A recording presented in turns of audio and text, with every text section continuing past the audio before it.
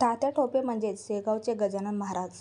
इसवी सन 1818ला भीमा कोरेगाव येथे पुण्याच्या शेगावच्या पराभवानंतर पेशवाईचा अंत झाला. त्यानंतर भारतावर टप्प्याटप्प्याने इंग्रजांची सत्ता प्रस्थापित झाली. इंग्रज सरकारच्या विरोधात अनेक अयशस्वी सशस्त्र लढे दिले गेले. त्यापैकी इसवी सन 1857 चे सैनिकी बंड हे पूर्णतः देशभक्तहीन स्वार्थी सैनिकांचे बंड होते, ज्यामध्ये नेतृत्वही नव्हते आणि जनसामान्यांचे समर्थनही नव्हते. संदर्भ इतिहासकार आर. सी. मुजुमदार. त्याचप्रमाणे विविध ठिकाणी तात्या टोपे, नानासाहेब पेशवे, लक्ष्मीबाई यांनी बंडातील सैनिकांना सोबत घेऊन इंग्रजांविरुद्ध केलेला उठाव मात्र पूर्णपणे अयशस्वी ठरला. पराभवानंतर इंग्रजांच्या हाती लागू नये म्हणून बंडाचं नेतृत्व करणारी मंडळी भूमिगत झाली. नानासाहेब पेशवे तात्या टोपे, रंगो बापूजी हे साधू किंवा गोसाव्याच्या रूपात स्थलांतर करीत होते.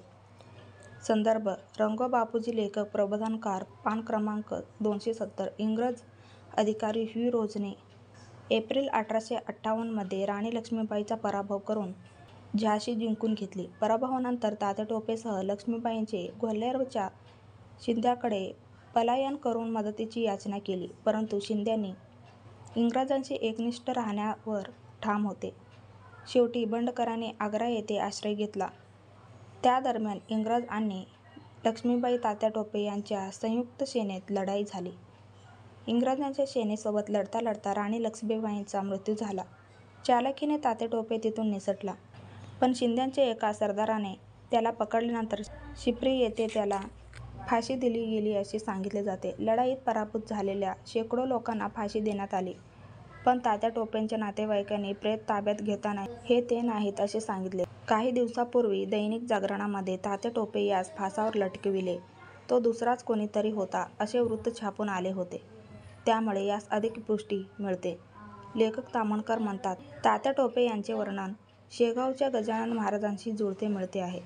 शेगावला प्रकट झालेल्या गजानन महाराज हेच तात्या टोपे आहेत असा त्यांचा ठाम दावा आहे. साईबाबा व गजानन महाराज एकाच कालखंडात होऊन गेले. दोघांच्या चरित्रात दोघांचीही कधीही भेट झाल्याचा उल्लेख नाही. पण गजानन मरण पावले तेव्हा इकडे शिर्डीत साईबाबा माझा गजानन गेला रे म्हणून शोक करीत होते.